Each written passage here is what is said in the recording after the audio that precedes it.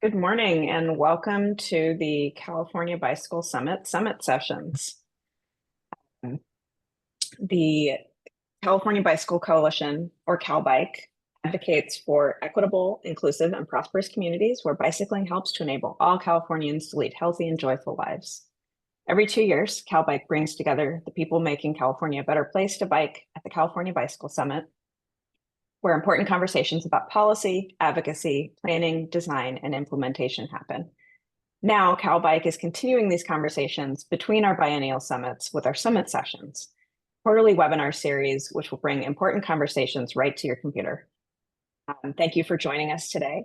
My name is Kendra Ramsey. I'm the Executive Director of CalBike, and we are joined by a lot of great folks from throughout the state to speak with you today about slow streets.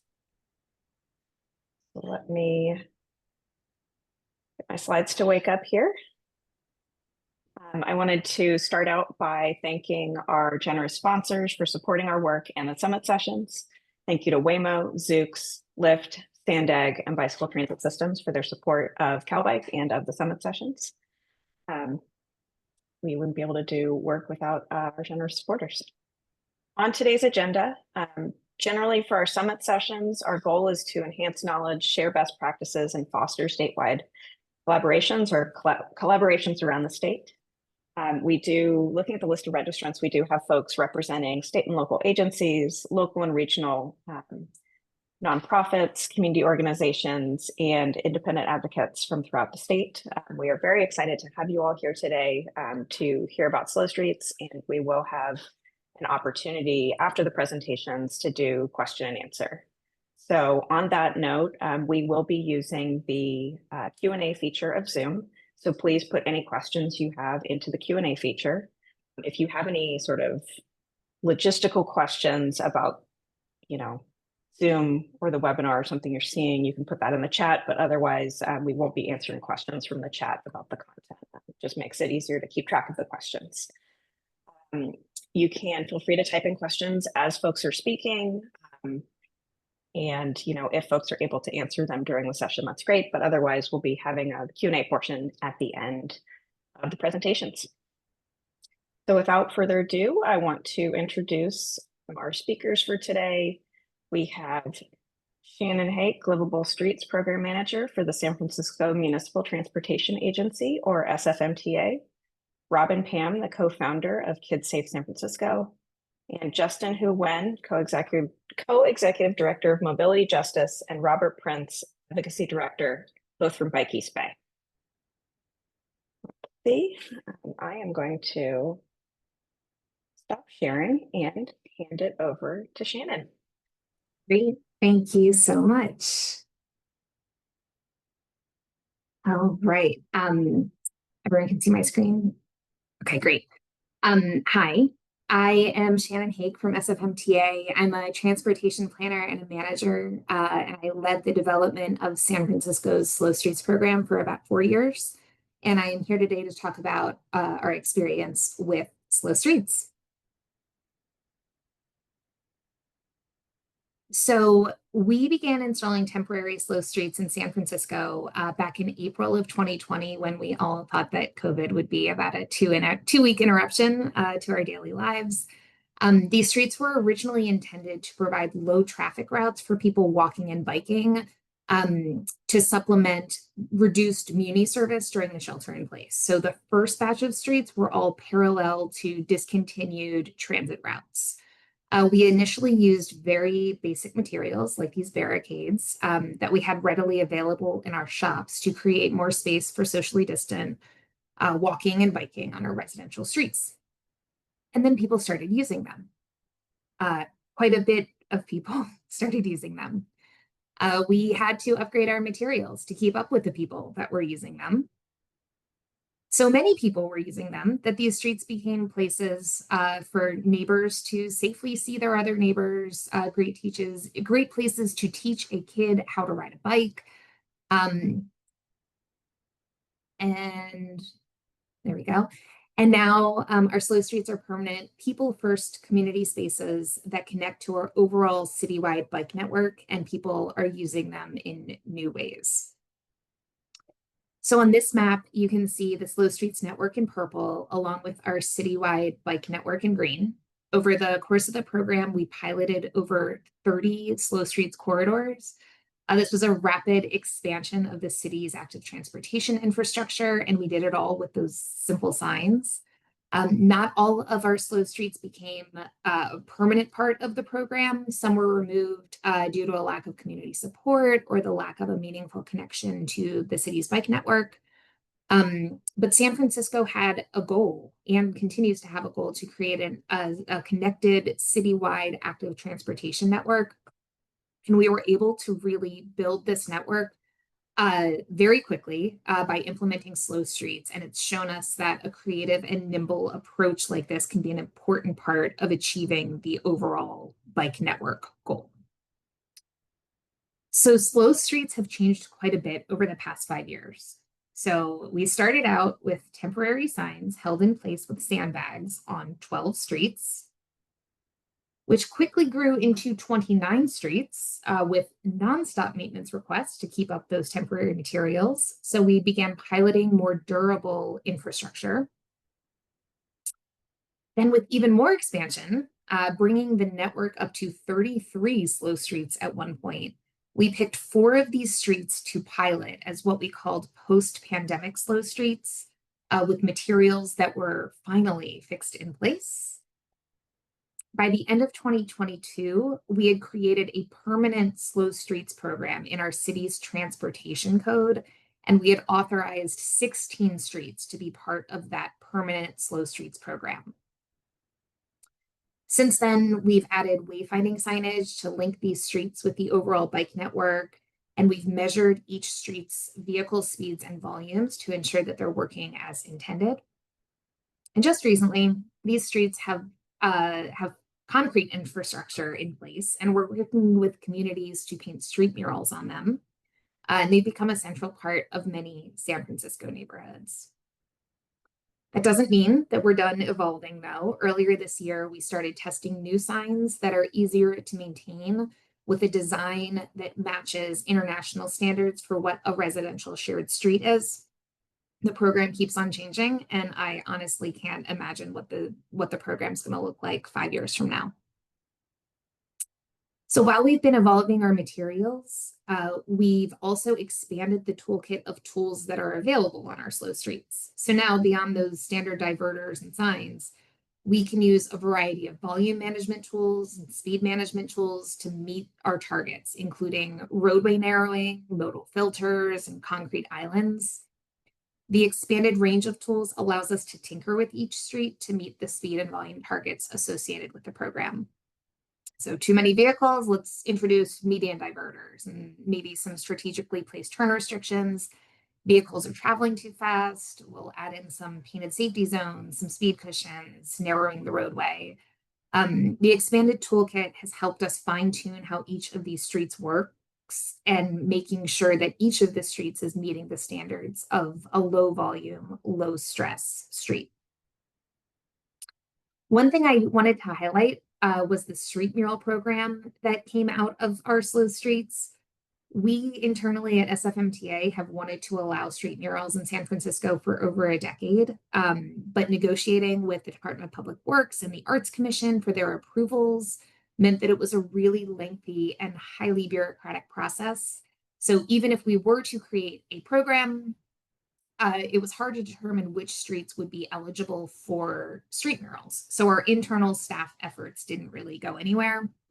But working with our slow street stewards, we had a dozen neighborhoods who were organized and excited and ready to paint community murals on their streets. And we saw this as a great opportunity to test out a community street mural program.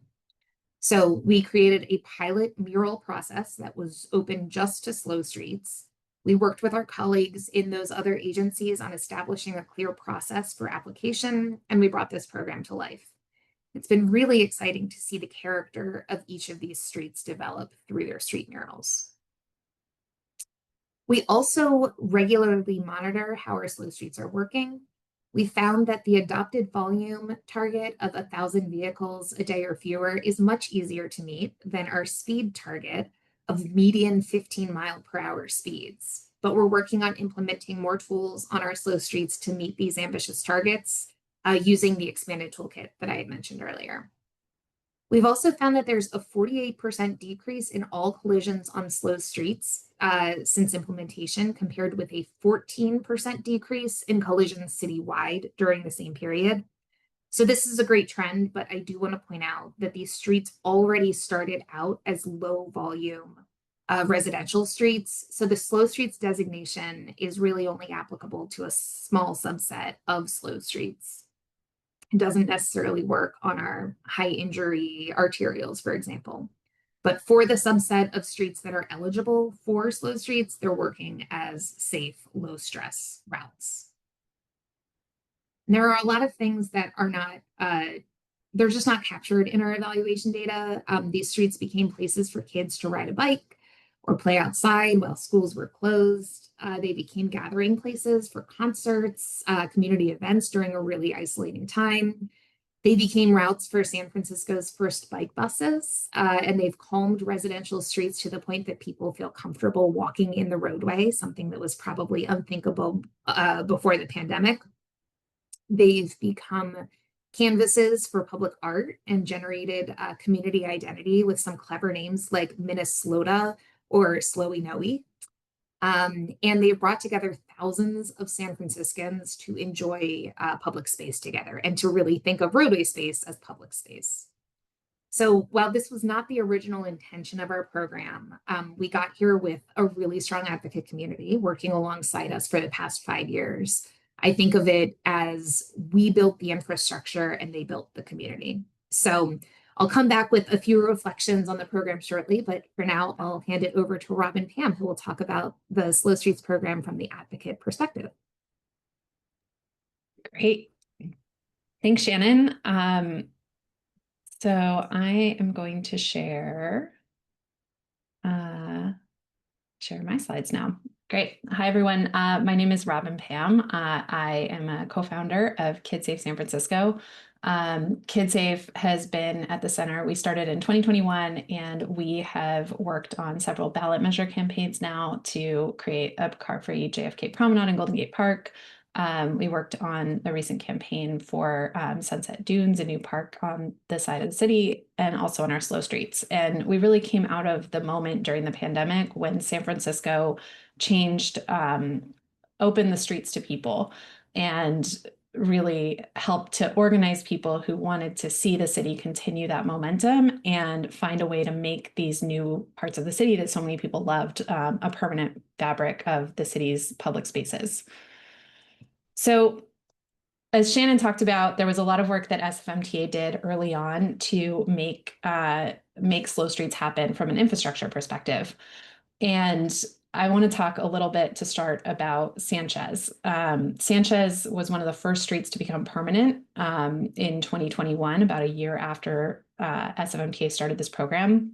And one of the main reasons is that the neighbors on this street, which is in a pretty upscale neighborhood of Noe Valley, they recognized this opportunity when SFMTA created this program to embrace something that the city was doing and really build on it through their own efforts outside of the agency.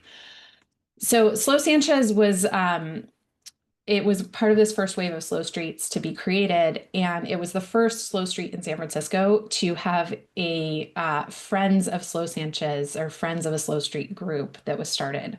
Several of the neighbors on the street really had the idea to adopt the street and create the movement in the neighborhood to support it.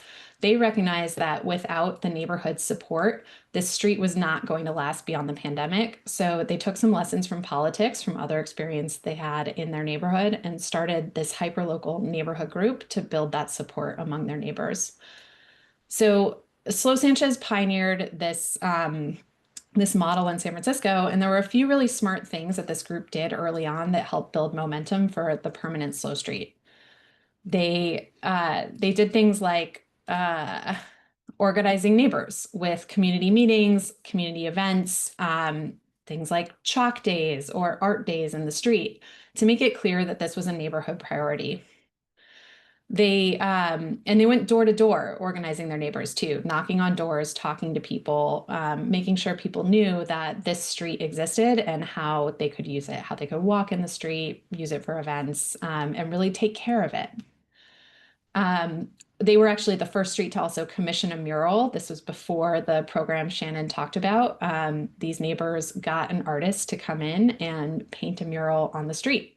It got headlines and they were able to raise some money for it.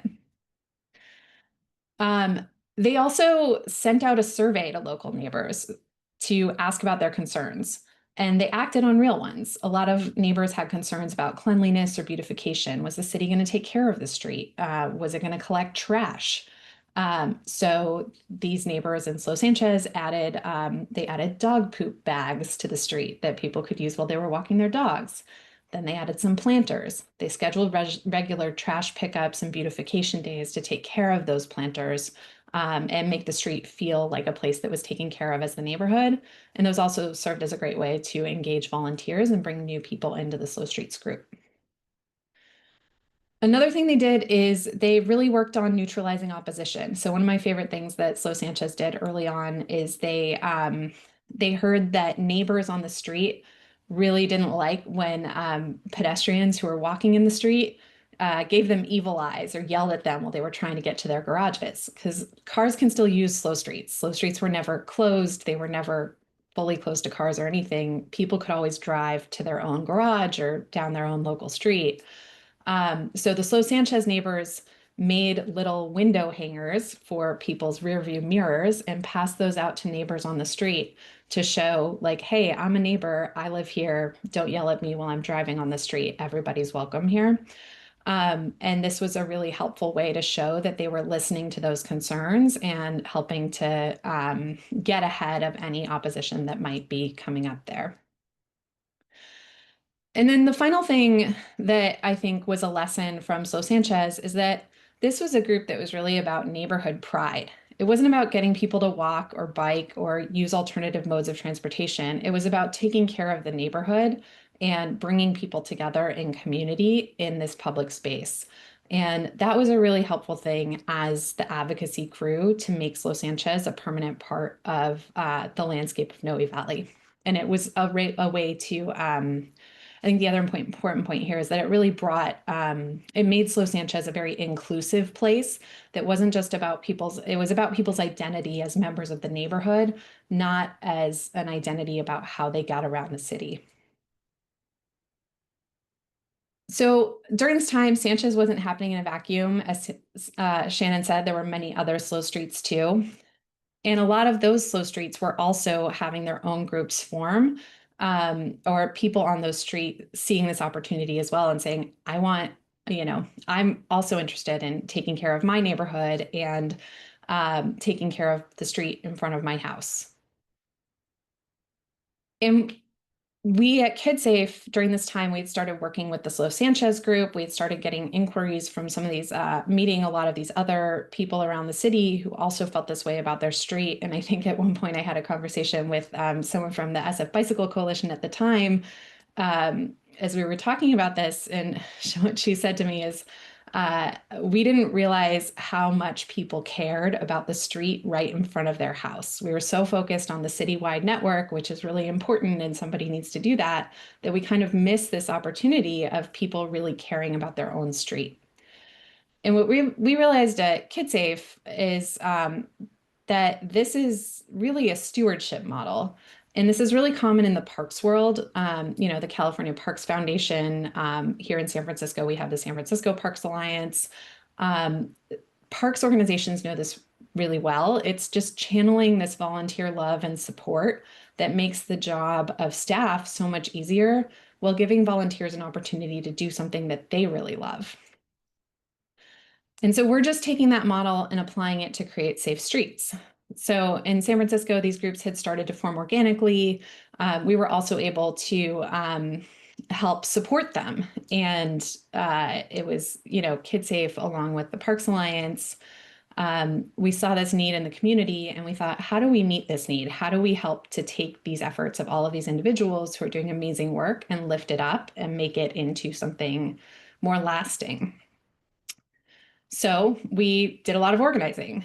I started finding people who were doing this work in their neighborhoods already and reaching out to them, sometimes with somewhat cold and somewhat warm emails, and asking them to come to an organizing meeting. So we had a first kickoff meeting. We created an email list with Chris Keene from SLO Sanchez. With the Parks Alliance, or actually Chris Keene from SLO Sanchez created a playbook that we were able to distribute. And then the SF Parks Alliance, we started a monthly meeting. I'm getting the order of this all wrong, a monthly meeting to bring people together to share best practices across the city, and connect them with city staff, and also give city staff a place to come and talk to everyone at the same time, to be able to create the connections between the staff and the advocates that was helpful in moving all of the projects forward and getting the feedback loop going. We gave people a place to connect, a Slack as well as the email list. And then the Parks Alliance also helped us create a toolkit, and they won a grant to help give SLO Street stewards resources like traffic barricades, paint for the street murals, and a lot more of the institutional support that was necessary to help really give the SLO Street stewards a way to start to turn these communities of support into actual political power that could get things done in the city. And so we saw throughout this time that streets like SLO Hearst started throwing annual block parties on their SLO Street. Other streets like SLO Page started adding their own community-led art elements to parts of the street and parts of the infrastructure that SFMTA had created. Minnesota, over in the Dog Patch, started a Halloween stroll, and Halloween has become a big holiday on a lot of SLO streets. So these activations were kind of happening organically, and then they were spreading across all of the different streets. And all of these streets also had their own nice branding as well. So before we go on too much farther and talk about kind of how these became permanent and the role that advocacy played there, I do want to just say that like the model that we have worked on and developed, it really is not perfect. It definitely has some blind spots. It really works best in high resource neighborhoods, in places where you have advocates who are capable and have the capacity to advocate for themselves. I think the upside of this is that, at least in San Francisco, you know, we have the San Francisco Bicycle Coalition, who are really amazing, but they're very thinly stretched across the city. And a lot of their focus tends to be in equity areas that maybe don't have as much capacity to advocate for themselves. So what this model can really help with is scaling those nonprofits who maybe have more thinly stretched resources by training and equipping higher capacity volunteers to take on a lot of the work themselves. I think another thing that is kind of an issue that we've grappled with on SLO Streets, and maybe Shannon and I can get into this a little bit more in the Q&A, is that all of these SLO Streets are outside of the equity areas in the city, or most of them are. This is just, you know, a hard thing. I think as Shannon and I were preparing for this, I think one of the things we've heard a lot is that SLO Streets work well where people already feel pretty safe being in the street, and they feel safe that, you know, people aren't going to come after them if they are being in public. So, you know, these are issues that I think there aren't great answers to right now, but I think are really important places to focus in the future. So I just wanted to point that out before we go on too much farther. But I think this is also where having partnerships and a coalition is really helpful. And in San Francisco, we're lucky that we do have a lot of groups focused on these kinds of issues in the context of other neighborhoods. So we had all these groups across the city in San Francisco, all of these little hyper-local SLO Streets advocacy groups.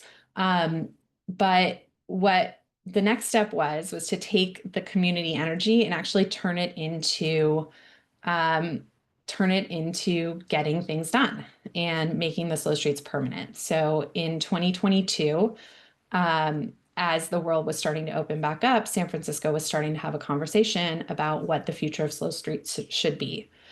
And what we saw is that turning slow streets into a winning political issue and creating strong relationships with the supervisors and the political leadership in the city through the slow streets groups was going to be really important in the next political battle that we had, which was making the slow streets permanent. So let's talk a little bit about how that happened. In 2021, there was a moment when 4 of the streets went through a process to become permanent. We had Sanchez, Lake, Golden Gate, and Shotwell. They were all residential streets that had high levels of neighborhood support. They had a community group to steward the street. They were consistent with city plans, and they had traffic evaluations and strong evaluation data from SFMTA that showed there was no negative impacts in the neighborhoods. So those were the criteria that were established at the time for a street to become permanent, and these 4 streets met it, and so they got passed through our SFMTA board. But meanwhile, the world was opening up again. The pandemic was coming to a close. The state of emergency was coming to a close in the city. Oakland ended its own slow streets program. And in San Francisco, the pressure was building to figure out what to do with these streets and maybe convert them into something that wasn't necessarily as strong as the slow streets program. So we had some political battles ahead. One supervisor tried to revoke the permanent status of a slow street in their neighborhood. We had another supervisor who worked to convert the slow streets in their district into what were called neighborways, which I think as advocates, we felt like weren't as strong of a program as the slow streets designation. So as this was all happening, at KidSafe, we were starting to think about, well, what would a good slow streets program look like? And the thing that we kept coming back through all of the conversations we were having is it wasn't the design that mattered to us. It was actually the outcomes. It was how are slow streets defined in a way that we can actually go back later and hold the city accountable to what's going on this street. So we looked to NACTO, and NACTO actually has definitions for low stress streets and different typologies of streets. And what we proposed is that the city create targets for the slow streets, that we come up with targets for how many vehicles there should be on a street and what the speeds should be, and that those should align with those NACTO standards for a low stress street where people feel comfortable walking and biking and using the street in ways that are safe and low stress. And once we had this idea for a policy, this is where I think having our hyperlocal groups was really helpful for activating a lot of grassroots communities and a lot of people who are not traditional bike advocates or mobility advocates. But at the time that we needed to go to the city and have a real citywide campaign, we really needed to build a bigger coalition. And so this is where the traditional advocacy groups that were much more established in the community became really critical to getting something big done. So Walk San Francisco, one of our partners, helped lead a convening with some of the more traditional mobility and livability groups like the Parks Alliance, the Bike Coalition, Livable City, as well as several equity priority community partners that have been involved in several of their efforts in the past. So this helped us really come together and rally around a vision and a policy for what we wanted to see the city adopt as slow streets became permanent. And it helped address one of the big blind spots we had as a coalition, that we had primarily to date been drawing on advocates in higher resource, higher capacity areas. So this was an effort to really broaden the coalition and bring in new voices that hadn't been heard before about slow streets. Once we had brought together that coalition, then there we go. We had a real grassroots campaign to help pass this policy. We had almost 8,000 letters sent to our San Francisco MTA board, our board of supervisors, and our mayor, asking them to make the program permanent and showing that there was a ton of community support for making this program permanent and building on it and evolving it going forward. We brought people out to the community meetings, got public commenters out, and really helped engage supporters with actions where we knew they were going to be helpful. And finally, we had a big win. The SFMTA board made the Slow Streets program permanent. I think at the time it was 16 slow streets. Now it's up to 18. A couple went through a slightly different process. And we got those targets into the SFMTA action. So now to date, we have a regulation in San Francisco that says if something is a designated slow street, SFMTA must work to get it to that 1,000 cars a day vehicle target and 15 mile per hour target speed. So I want to talk for just the next minute or two about what's happened since the slow streets became permanent in 2022 and how this advocate community has continued to work with SFMTA. There were, I think there was a lot of excitement once the program became permanent, and also a lot of questions from advocates about whether now it was permanent, was SFMTA going to continue to actually improve on the program and improve on the infrastructure. The infrastructure that was put in place during the pandemic was, it was very, that effective and affordable and efficient infrastructure that was installed very quickly. But it wasn't concrete. It was just signs and some soft hit posts.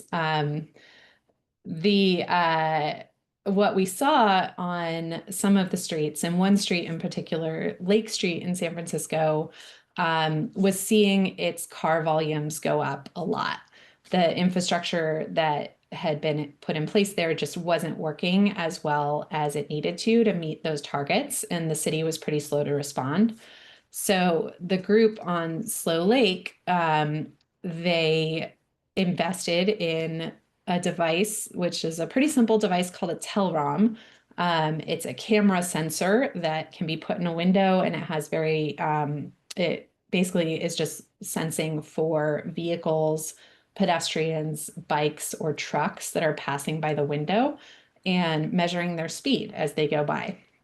So the Slow Lake stewards, using these Telroms, they were able to see very quickly and quantify the changes that took place after they had these infrastructure changes and their barricades removed. And they were able to get new infrastructure installed to quickly limit the traffic volume and slow the speeds. And what's happened since then is that we've been able to install a network of these Telroms across the slow streets in San Francisco, and be able to see how are these slow streets actually meeting their targets. I have data here from Sanchez. I think this is from about a year ago at this point. But I think it's still pretty consistent. As you can see on Sanchez, pedestrians and two-wheelers, this is probably over a 2-week period, massively outnumber the cars on that street. That's one of our most successful slow streets now. But this program has really allowed us to supplement the data collection that SFMTA is doing in real time and help them to point out efforts that need to be undertaken to limit speeds, where they need to focus their efforts on limiting speeds, limiting vehicle volumes, and adding new infrastructure over time to continue to make the streets meet the targets of the program. And I'll just close with, I think there's been a lot of community support and excitement. And now we're starting to see MTA really undertake some exciting new next generation designs for some of these streets, taking some of the median diverters or the painted safety zones and actually making them beautiful and making them feel like public spaces that the community and the city are constantly improving together. So we're really thrilled about where this has been going, and excited for the next generation of slow streets infrastructure in San Francisco. And I have a few reflections, but I'm going to let Shannon jump in again here too, just to share some of her learnings from the agency. Thank you. I'll go through this quickly, but I think the first big idea here was that even in a pandemic, it was easy for us as the City Department of Transportation to put out barricades, but we did not have the capacity to keep up with the issues that came along. Everything from noise complaints to issues with temporary materials and those sandbags, overflowing trash cans, what through traffic was, all of those things. It was really challenging for us as the Department of Transportation to keep up with those. But the Slow Street Stewards really saved the day there, and having trusted advocates who could work with neighbors on the small issues and then bring in the agency to help with the big issues was critical.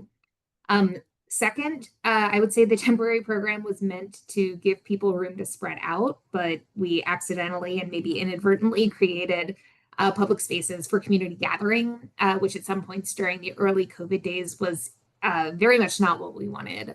But we tried to get out of our own way and not tamp down some of the great things that were happening on these streets. And I think the program worked because we let it evolve and we listened to users on the streets and we kept trying. And finally, I'd say it worked well for us to strike while the iron was hot when people were desperate for a little bit more freedom and fresh air. But I think one of the reasons that our program persisted was that we got something in the ground early. We kept learning about how our materials worked and we kept trying new things. So we never took out our temporary Slow Streets materials to re-envision them and do a formal planning process. So in the end, our program today looks and feels very different than it did 5 years ago. But each of those little changes that took place between now and back then were relatively small. So I'd say overall, the big finding from us is that we mostly had to get out of our own way and embrace the joy and the community that sprang up in the spaces that we created. Yep. And then just on the organizing side, I think working with SFMTA, you know, we were able to organize in real life. So if you're thinking about doing this in your own community, just getting out there and having people on the ground, talking to their neighbors, talking to other people is like the most important thing to do. I think branding it with joy, family, community, not necessarily a transportation project, is also something that really worked well for us in San Francisco. Working with opposition early and figuring out how to neutralize it, and doing that as early as possible is, you know, you're not going to be successful if you can't do that. Implementing the stewardship model of organizing, growing political power by working together and organizing stewards across a city into a community. And then finally, just using data to drive outcomes. I cannot stress how important this was. I saw Shannon answered a question in the chat about, you know, at first it was local traffic only. Well, how do you know something is local traffic? Like organizing the program around outcomes and how many cars on the street there are versus where are those cars going, and something that's more subjective has been, I think, a very powerful way to help make the program successful in San Francisco. And with that, I think we're turning it over to Bike East Bay. Yeah, thank you both. Let me get the slide started for them.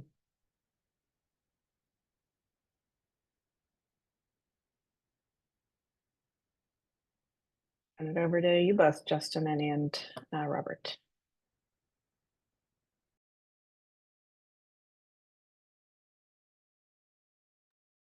You're muted. There we go. Sorry, I forgot about that. Well, thank you for having us. We're Bike East Bay, kind of sharing the East Bay perspective. We have come a lot of similar lessons, but also some different twists about our experience of slow streets in East Bay. We can go to the next slide. Next slide we have is, slow streets for us is very similar in the East Bay. It's, we also closed during COVID to really make the streets safe for people to walk around, but we also designated some places called essential places, which are, prioritizing community centers or community resources as places for people to be. And those were also prioritized for traffic calming. Next slide. So in April 11th was one of the first days to roll out slow streets. Oakland rolled out originally planned for 74 miles of slow streets.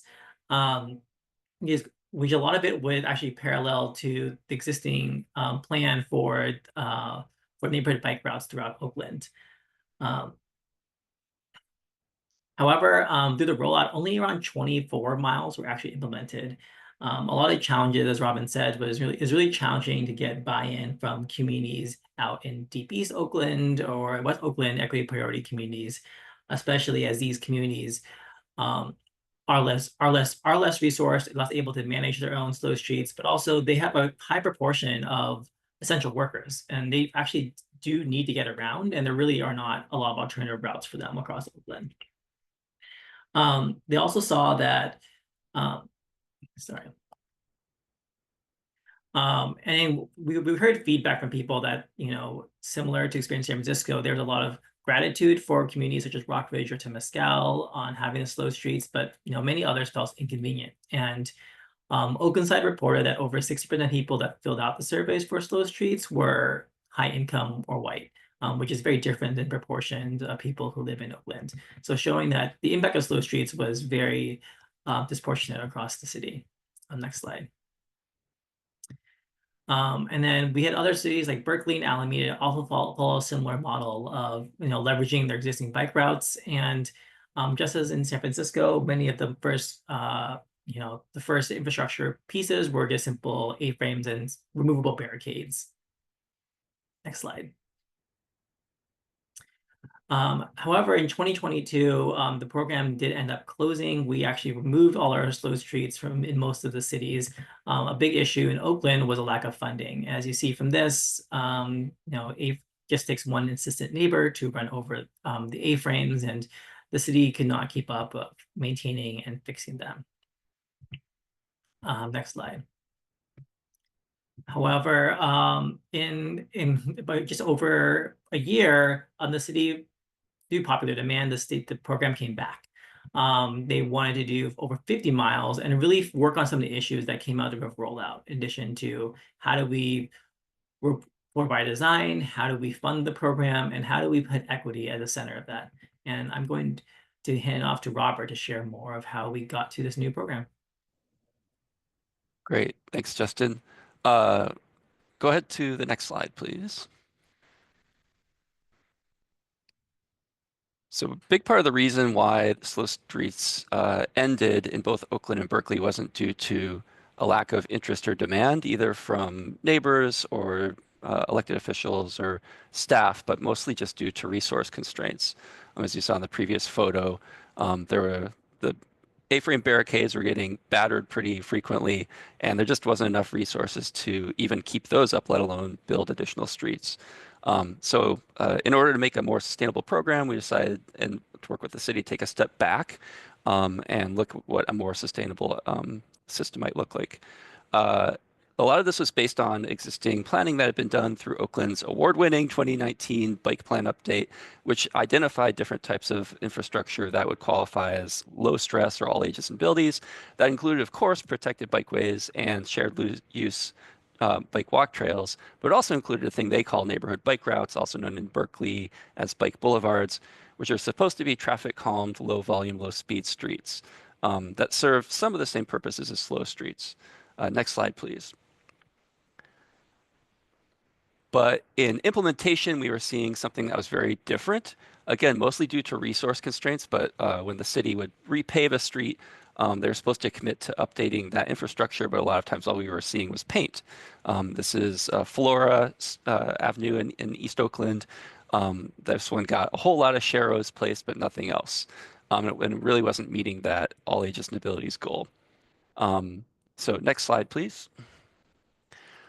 So in order to get ahead of the problem and like I said, implement a more sustainable solution, we decided to work with staff to advocate on a new design guide that would help define what the minimum treatments would be for those neighborhood bike route streets.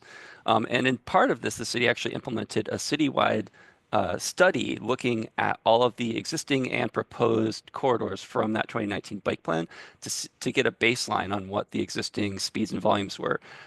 So in addition to all the existing facilities like that Sharrows treatment we saw previously and all the proposed ones, only about 11% of those corridors in the city were currently meeting those speed and volume goals. And those were the same ones that was mentioned previously, recommended in the NACTO All Ages and Abilities contextual guidelines.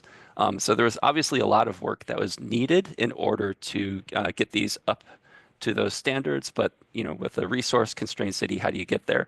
Well, we put together a guide that set out some of those design details that could be incorporated easily into every new paving project. So next slide. So really, again, like was mentioned previously, focused on outcomes, outcomes to, what needs to be done on the street to help it meet those NACTO guidelines for thresholds for car speeds and volumes. But also, how do we increase the paving quality through those paving projects at the same time? Just make the street safer altogether. So this guide really focused on that, minimum treatments, but also set out a standard for what community process would be needed to exceed those minimums and do additional stuff that we'd like to see. But at the very minimum, with every paving project, those minimums would be implemented. You can see a little diagram here that looks at one particular corridor and what additional treatments would be added at minimum whenever that street was repaved, including things like vertical deflection or speed humps, including some new or adjusted stop signs, including traffic circles, and then some other major crossing treatments.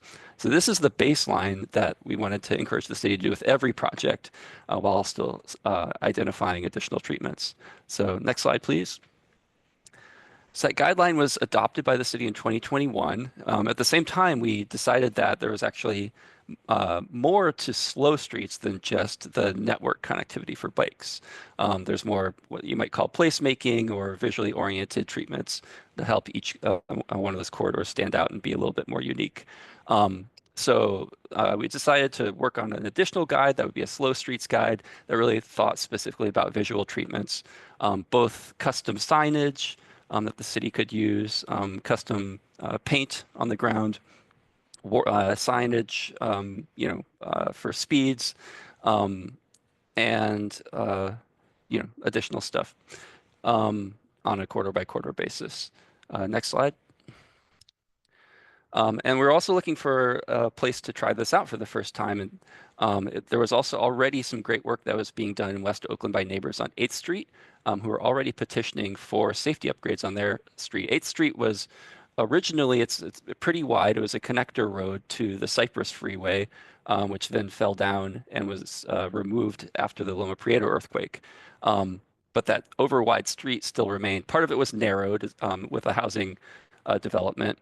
But it was still seeing much higher speeds and car volumes than you would expect on a neighborhood corridor like this, and a lot of safety outcomes as a result. The neighbors were already doing some of their own data collection, but then the city stepped in and did some additional and actually found the city's results were even worse than what the neighbors' data was showing. Next slide. So thanks to a lot of hard work from the neighbors who are organizing, there was $500,000 that was identified from a previous ballot measure called Measure KK, which is a paving and affordable housing measure that the city passed in 2016. And then the staff came through to do some evaluations and actually build high quality, robust infrastructure via a routine paving project that would, be good enough to not have so many maintenance requirements.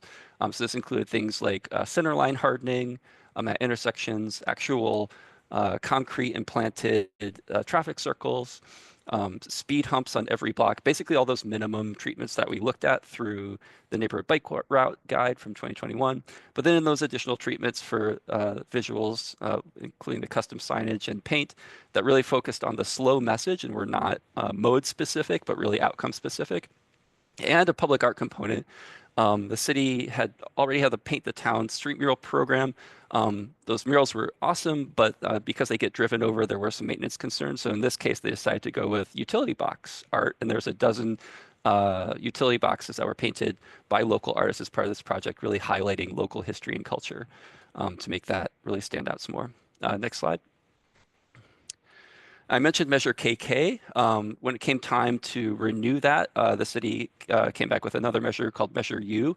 But this time, in order to ensure that those bike plan recommendations were implemented routinely, we included a clause in that measure that says that bike and pedestrian plan recommendations have to be implemented whenever feasible as part of those routine paving projects. When you overlay the paving plan that came out of Measure U, which passed with over 75% support, along with those neighborhood bike route recommendations, you get actually that 50-mile number that Justin talked about. So 50 miles of potential upgrades across the city on those neighborhood bike route corridors over the next 5 years. Next slide. And so, yeah, as you can see, it really stretches all the way across the city, including a lot of corridors in central or east Oakland, where a lot of the safety issues persist, and which did not see as good outcomes as a result of the original Slow Streets project, in large part not because some of those neighbors felt like the barricades were too much, but because they felt like there was actually much more that was needed in terms of actual traffic calming and not just signage, and as well as paving and on long-term deferred maintenance issues. So if we can get all of this included with those projects, then we can have a lot bigger impact. All that success in Oakland is starting to pay off. Berkeley was paying attention. This past year, they came back to the voters with a citizen-led ballot measure called Measure FF. And they decided to do the same thing as Oakland, build in a clause to their measure that said that whenever one of those funded streets was paved, that the bike and pedestrian plans would be implemented. Next slide, please. And at the same time, Berkeley is now updating their bike plans. So it's a really important time now that we have that requirement built into Measure FF. You have to make sure also that the bike plan has really high quality recommendations as well. So we're at the stage right now where we want to make sure the city is getting really good information through that bike plan to help inform all of those future upgrades that we want to have happen. So I'll pass it back to Justin to tell you a little bit about how we're doing that. Yeah, so quickly go through this. Another case study is on the Bike Boulevard on 9th Street. As Robert said, these bike boulevards are just kind of bike boulevard by intent with just some shadowed paint there. So really provide us like really clean opportunity to help the community reimagine what's possible. So on the corridor of 9th, we installed a full diverter, traffic calming, a cycle track, and a half divert to help people kind of reimagine and test out the new infrastructure of what it would feel like to have kind of a more protected, more built out bike boulevard. Next slide. So we had 50 volunteers over a couple of weeks build out this one-day pop-up. We really, a lot of it, we pretty robust material, have really kind of the best feedback and really have different experiences. I think one of the volunteers actually got hit on this corridor when biking. So for him, it was a really personal experience. And I think to have the opportunity for communities to feel what deflection, diverters feel like, so it makes it less conceptual and more community buy-in.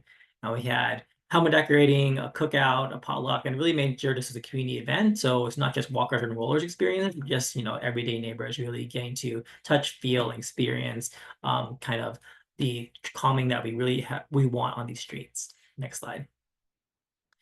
As you see, there was no overwhelming like winner of like what they like best. But overall, what we heard was people really want protection. People want to feel separated. People want to feel calm, right? The sharrows on neighborhood bikeways or the bike boulevards are simply not sufficient in helping people achieve the all ages and abilities calmness in these streets. Next slide.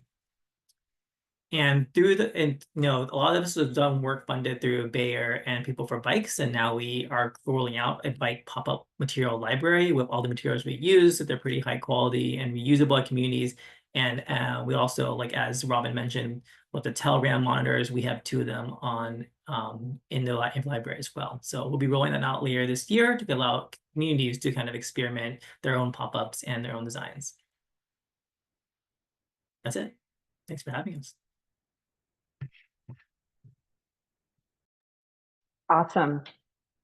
Thank you so much to all of our speakers. I'm going to stop sharing so we can do a quick Q&A here, and I will, let's see.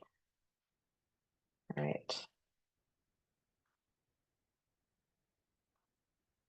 So since you were just talking about plans and getting them updated, one of the questions that came in was, what advice do you have for cities considering including slow streets in their active transportation or safe routes to school plans? And I think that is for any of our speakers. I'm happy to jump in with the agency perspective. I would say start small.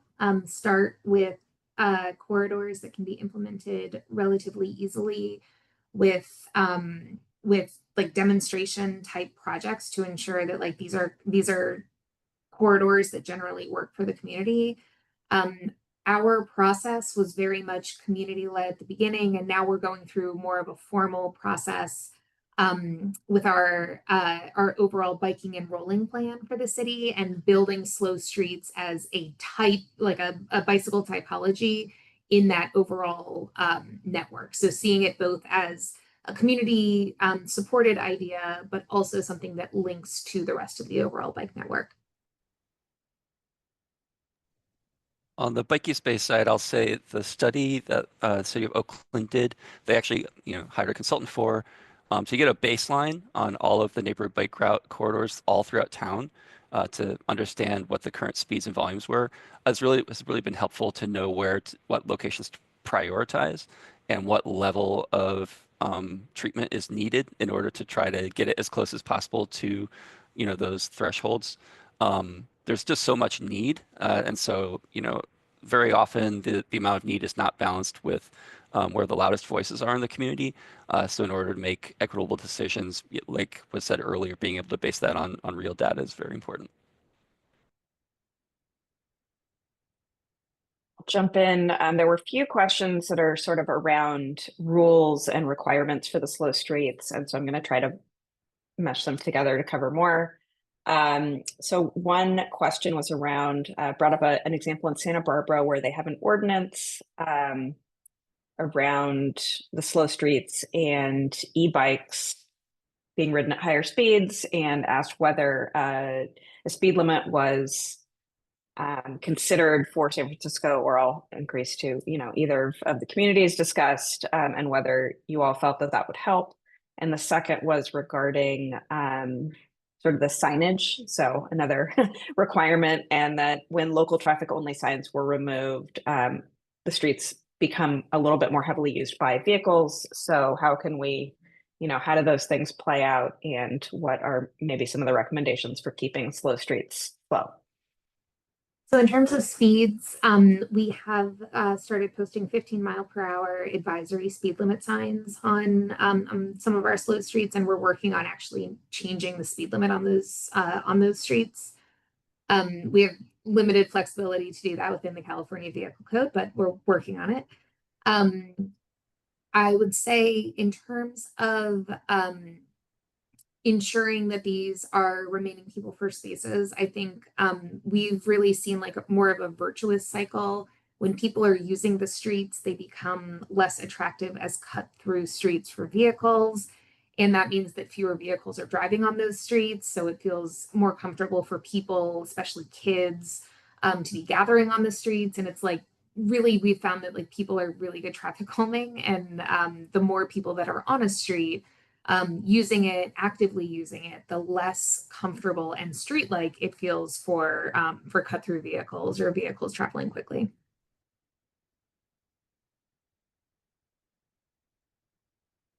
Right. Since we only have a minute left, I do want to end with a question that has come up a bunch.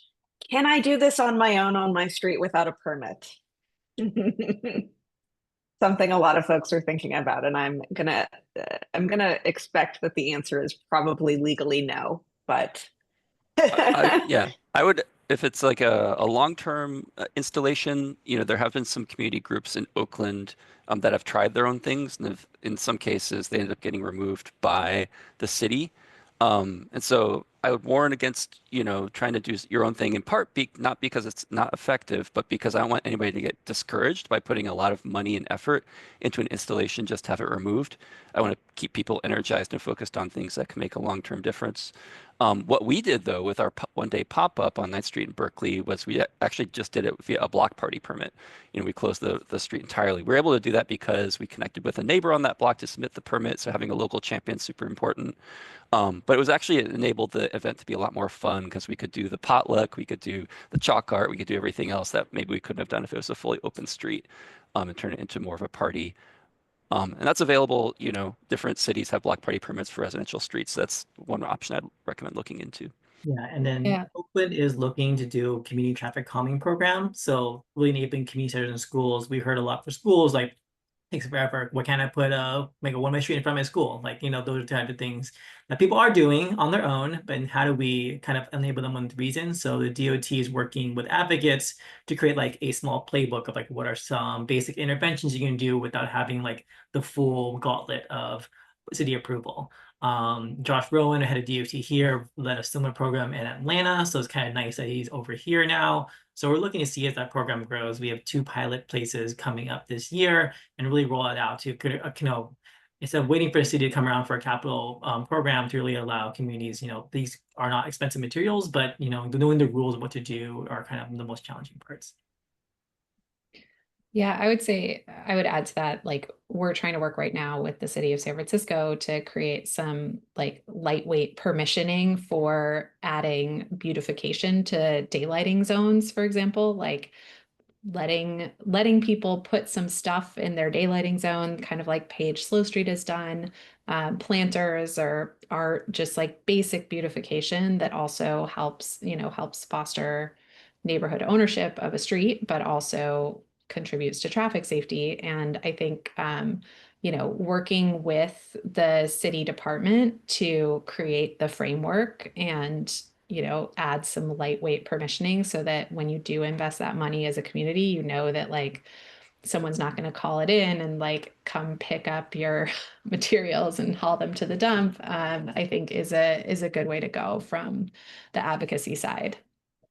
And I think like whether that's planters in the street or basic, painting your own daylighting curbs or anything like that. Or I would say make friends. The best thing you can do as an advocate is like form strong relationships with the people who are working on these programs in your local DOT, because all of this happens through like working together.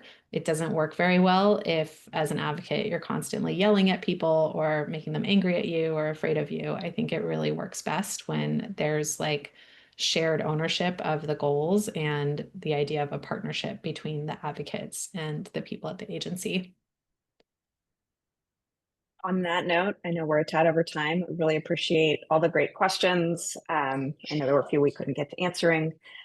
Thank you so much, everyone, for your presentations. I think there are lots of folks very excited to try to get these implemented in their communities. So awesome job on all your work. Thank you for sharing. And we look forward to seeing what comes next in your organization. So thank you. And thank you, everyone, for attending. Thanks, Kendra. Bye all.